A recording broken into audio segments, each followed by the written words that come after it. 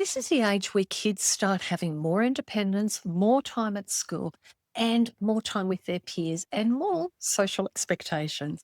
So, for autistic kids, this is where consent needs to get clearer, not vaguer, because unspoken rules don't work for literal brains. And the biggest change is that they're not always right beside you anymore. And also, other people's rules, other people's homes, and other people's ideas of what okay starts to matter to our kids. And that's why this age is so important for teaching the consent basics. This is a stage I care about deeply.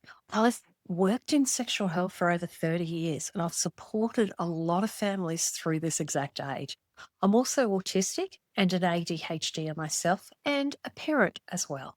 And I know from the inside how confusing consent can be when the rules weren't taught clearly.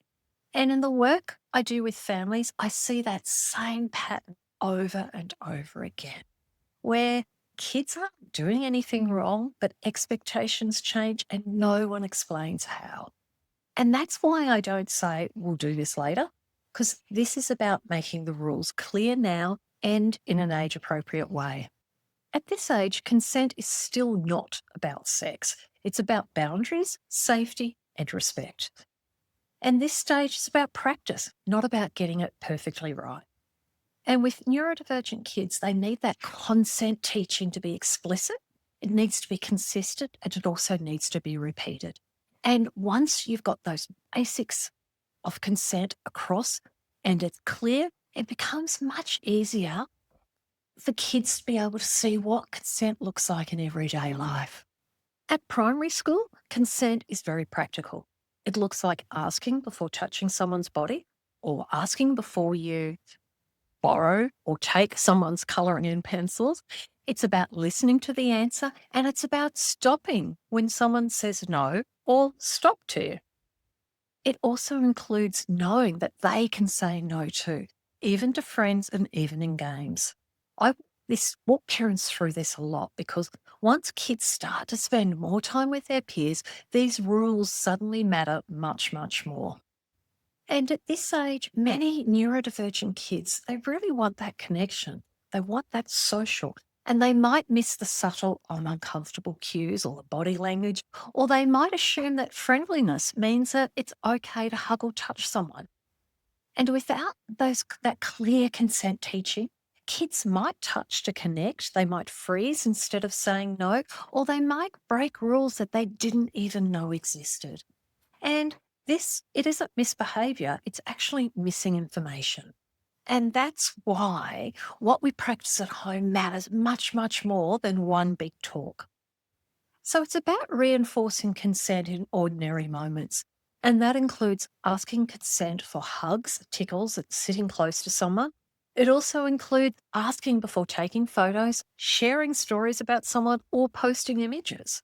And when they say no, we have to respect that every single time. And look, in my own parenting and in the families that I support, this kind of consistency, it actually teaches far more than any lecture can ever teach.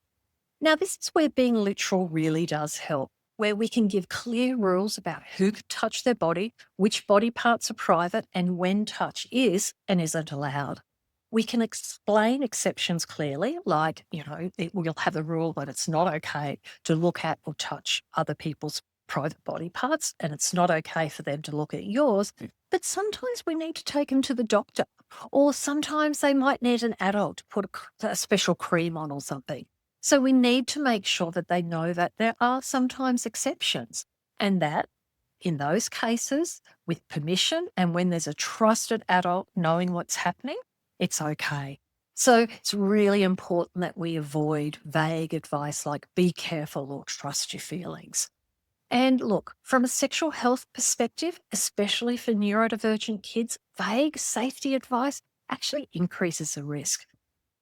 It's not what we need for our kids is clarity because clarity actually helps to protect them. Now, Friends doesn't mean you can hug, touch, or sit on someone. You still need to ask, and the answer can change from day to day. So, it might be okay to use someone's pencils one day, but the next day they might say no, and that's okay. I've seen this many times with the families that I work with. A child assumes that, friendship equals permission to touch, and they'll suddenly get into trouble without understanding why. So we need to make sure things are really clear for them.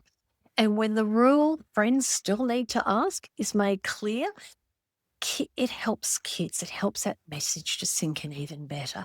And look, that rule applies both ways as well.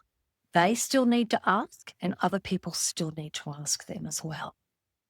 We can also use things like TV shows and movies as gentle teaching moments as well. So if you're watching a show, you can pause and ask a simple question like, did they actually ask before they gave them a hug? Or did they stop when they asked them to? What you can also do is you can point out when you see good consent happening, as well as when consent's missing or when a no is ignored as well. And look, one brief comment, it's enough. And this is often where parents worry that they're being too strict as well. Because these tiny, we often see our sex ed conversations as having to be these big, deep, in depth conversations. And what I've noticed over time is that parents miscredit the little things like all those tiny little comments that they might say, well, you're watching a movie and they go, oh, did he actually ask if it was okay to give her a hug? All those tiny comments, they add up over time and help to get that consent message across to our kids. Now, something that I hear a lot from parents that worries them is that kids will say no to relatives or they'll come across as being rude. So, look, I want to say this clearly. Saying no, it's actually a safety skill. And politeness, it doesn't override boundaries.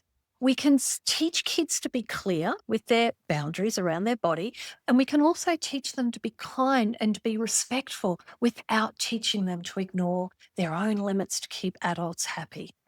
So let's look at some phrases and things that kids could say.